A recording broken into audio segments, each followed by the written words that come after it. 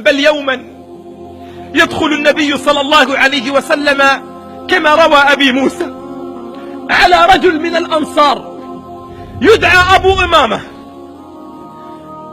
فوجده في المسجد. قال النبي صلى الله عليه وسلم لأبي أمامة: ما الذي أجلسك في المسجد على غير موعد صلاة؟ يعني الآن ما في موعد صلاة وأنت جالس في المسجد. قال: يا رسول الله، هموم لزمتني وديون. حتى الصحابة كانوا مهمومين، حتى الصحابة كانوا يعانون الديون والضيق. لست وحدك في ضيق، الصحابة كانوا يعانون. يدخل النبي فيجده في المسجد. وانظروا إلى أبي أمامة لما شعر بضيق الدين وين هرب؟ هرب إلى الأغنياء، هرب إلى ملوك الدنيا، هرب إلى الناس، هرب إلى الله، فر إلى الله، جاء إلى المحراب. لماذا؟ لأن أبي أمامة علم أن المحراب هو مكان تفريج الهموم. تخيل أنك تجلس في بيت من؟ أنت تجلس في بيت الغني، أنت تجلس في بيت ملك الملوك، من يهب الصغير والكبير، من يهب الذكر والأنثى، من يهب الفقير والغني، من يهب الملك والمملوك، من يهب المسلم والكافر، إنه الله. أنت تفر إلى الله، تأتي إلى بيت الغني ليعطيك.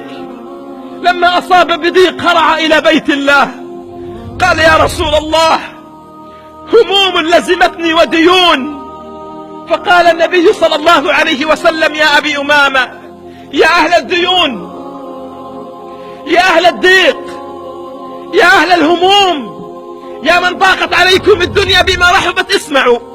قال النبي صلى الله عليه وسلم: يا أبي أمامة، أفلا أعلمك كلمات إذا قلتها أذهب الله عنك همك وقضى عنك دينك؟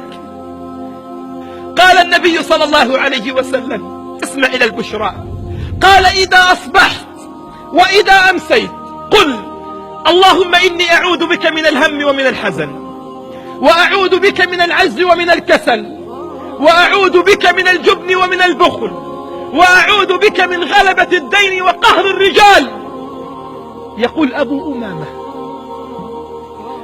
فقلتها في الصباح، فوالله ما حل المساء، والله ما حل المساء إلا وقد أذهب الله عني همي وقضى عني ديني.